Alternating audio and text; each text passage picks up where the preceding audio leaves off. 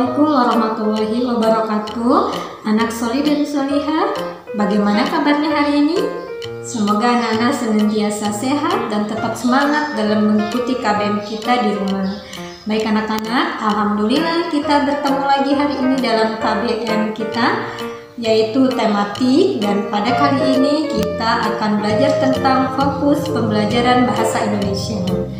Nah anak-anak, pada pembelajaran bahasa Indonesia ini kita akan belajar tentang kalimat tanya dan kalimat aktif. Anak-anak, kita harus bersyukur kepada Allah Subhanahu wa Ta'ala karena hari ini sudah 76 tahun bangsa kita merdeka Republik Indonesia, ya. Sejak dibacakannya proklamasi pada tanggal 17 Agustus 1945, alhamdulillah sampai detik ini bangsa kita masih berdiri kokoh sebagai bangsa Republik Indonesia.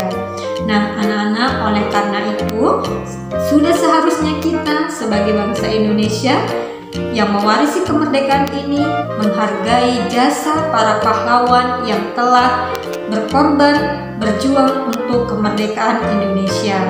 Nah anak soli dan solihah, siapa sajakah tokoh-tokoh proklamasi kemerdekaan Indonesia? Kita saksikan tayangan berikut ini. Insinyur Soekarno merupakan salah seorang yang berjasa dalam mendirikan Negara Kesatuan Republik Indonesia sebagai negara berdaulat. Bung Karno lahir di Blitar, Jawa Timur 6 Juni 1901 dan meninggal di Jakarta pada tahun 21 Juni 1970. Bung Karno menyusun konsep teks proklamasi di Rumah Laksamana Tadasi Maeda bersama Bung Hatta dan Mr. Ahmad Soebardjo. Ia kemudian mendatangani teks proklamasi atas nama bangsa Indonesia bersama Bung Hatta. Bung Karno membacakan teks proklamasi kemerdekaan Indonesia di kediamannya di Jalan Pegangsaan Timur nomor 56, Jakarta. Dr. Andes Haji Muhammad Hatta atau Bung Hatta lahir di Bukit Tinggi, Sumatera Barat 12 Agustus 1902. Beliau wafat di Jakarta 14 Maret 1980 pada usia 77 tahun. Bung Hatta menyusun konsep teks proklamasi bersama Bung Karno dan Mr. Ahmad Soebardjo. Ia ikut menandatangani teks proklamasi atas nama bangsa Indonesia bersama Bung Karno. Muhammad Hatta adalah wakil presiden pertama Indonesia. Selain itu, beliau adalah Bapak Koperasi Indonesia. Ahmad Soebardjo di Surjo lahir di Karawang, Jawa Barat 23 Maret 1896 dan wafat 15 Desember 1978 pada umur 82 tahun. Beliau adalah Menteri Luar Negeri Indonesia yang pertama. Ahmad Soebardjo adalah salah seorang tokoh dari golongan tua yang berperan dalam mempersiapkan proklamasi kemerdekaan Indonesia. Ahmad Soebardjo ikut menyusun konsep teks proklamasi di Rumah Laksamana Maeda bersama Bung Karno dan Bung Hatta. Laksamana Maeda adalah seorang perwira tinggi Angkatan Laut Kekaisaran Jepang. Beliau membantu persiapan konsep teks proklamasi kemerdekaan dengan mempersiapkan rumahnya digunakan untuk kegiatan yang sangat penting. Di rumah berkumpul para tokoh bangsa yang berjasa sangat besar. Walaupun orang Jepang, beliau rela membantu Indonesia karena bersimpati terhadap perjuangan rakyat Indonesia. Mawati yang bernama asli As Fatimah lahir di Bengkulu pada tahun 1923 dan meninggal dunia di Jakarta pada tahun 1980. Beliau dimakamkan di Taman Makam Pahlawan di Kalibata, Jakarta. Fatmawati menjahit bendera pusaka Sang Saka Merah Putih yang dikibarkan pada upacara proklamasi kemerdekaan Indonesia di Jalan Pegangsaan Timur nomor 56, Jakarta. Teks proklamasi kemerdekaan diketik oleh Sayuti Melik. Sayuti Melik adalah tokoh pemuda yang juga sangat berperan dalam proklamasi kemerdekaan Indonesia. Sayuti Melik mengetik naskah tentang proklamasi setelah ia sempurnakan dari tulisan tangan. Nah anak-anak, bagaimana setelah menyimak tayangan tentang tokoh-tokoh proklamasi kemerdekaan Indonesia, kita jadi tahu siapa sajakah yang memproklamirkan tentang proklamasi kemerdekaan Indonesia ya. Nah, sekarang anak-anak tugasnya adalah membuat kalimatannya dari bacaan yang sudah anak-anak saksikan sebelumnya, dan silakan anak-anak kerjakan tugasnya di halaman 51, ditulis di buku cetak. Selamat mengerjakan anak-anak. Anak-anak, setelah tadi anak-anak sudah menyimak tentang tokoh proklamasi kemerdekaan Indonesia, dan anak-anak juga sudah membuat kalimatannya dari teks bacaan tokoh proklamasi kemerdekaan. Nah, untuk sekarang kita akan belajar tentang kalimat efektif dan kalimat tidak efektif. Apa itu kalimat efektif? Yaitu kalimat efektif adalah kalimat yang dapat menyampaikan pesan secara singkat, padat, dan disampaikan secara efektif. Nah, anak-anak, kalimat efektif ini memiliki ciri-ciri. Bagaimana ciri-cirinya? Ciri kalimat efektif. 1. Ketepatan pilihan kata. Kalimat efektif tidak menggunakan kata-kata atau frasa yang tidak perlu digunakan untuk menghindari pemborosan kata di dalam kalimat. Contoh, saya tidak suka buah apel dan saya tidak suka buah durian merupakan kalimat tidak efektif.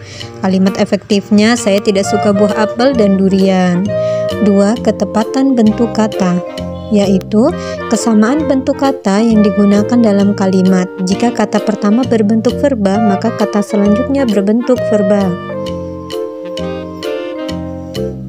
Jika kata pertama berbentuk nomina, maka kata-kata selanjutnya berbentuk nomina. Contoh, langkah-langkah dalam menulis kalimat efektif adalah memahami, mengetahui, dan mengaplikasikan definisi. Yang ketiga, ketepatan pola kalimat. Pola kalimat yang digunakan memiliki unsur SPOK, yaitu subjek, predikat, objek, dan keterangan. Contoh, ibu membeli sayur-sayuran di pasar. Keempat, ketepatan makna kalimat. Kalimat efektif tidak mengandung makna yang multitafsir sehingga membingungkan pembaca. Contoh, rumah bupati yang besar itu dijual murah. Kalimat itu tidak efektif karena memiliki multitafsir, yaitu kata yang besar itu rumahnya atau bupatinya. Kalimat efektifnya adalah rumah yang besar milik bupati dijual dengan harga yang murah.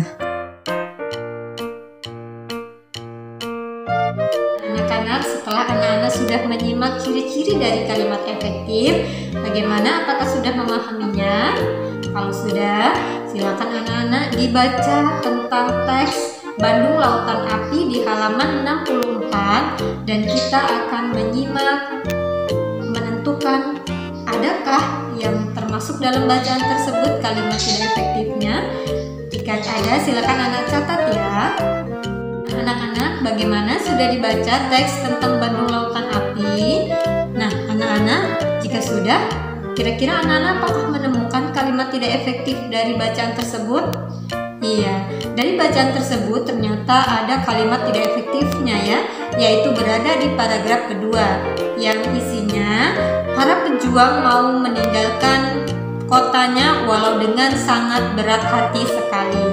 Nah, dalam paragraf tersebut itu terdapat kata-kata berat hati sekali. Itu salah satu masuk ke dalam ciri-ciri kalimat efektif ya. Sudah ada berat ditambah dengan sekali. Jadi itu pemborosan kata. Jadi kalimat efektif yang benar adalah para pejuang mau meninggalkan kotanya walau dengan berat hati. Nah, itu adalah contoh kalimat efektifnya. Bagaimana anak-anak? Apakah sudah memahami materi ini? Nah, anak-anak, jika sudah memahami, silakan anak-anak kerjakan tugasnya, yaitu di halaman 66. Silakan anak-anak tentukan kalimat efektif dari kalimat tidak efektif yang sudah terdapat di buku cetak. Selamat mengerjakan anak soli dan solihah. Alhamdulillah anak-anak, kita sudah belajar tentang membuat kalimat tanya dan kita juga sudah belajar tentang kalimat efektif dan kalimat tidak efektif. Anak-anak, ternyata Rasulullah itu juga berbicaranya sangat efektif ya. Bahkan dalam sebuah hadis riwayat Bukhari dikatakan, "Aku diutus dengan ucapan singkat tetapi syarat makna."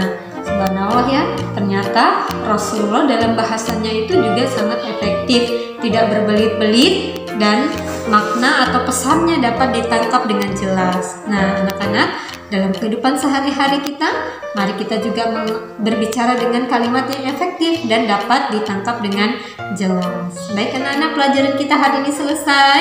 Selamat mengerjakan tugasnya dan tetap semangat. Sampai jumpa lagi di pertemuan berikutnya. Assalamualaikum warahmatullahi wabarakatuh.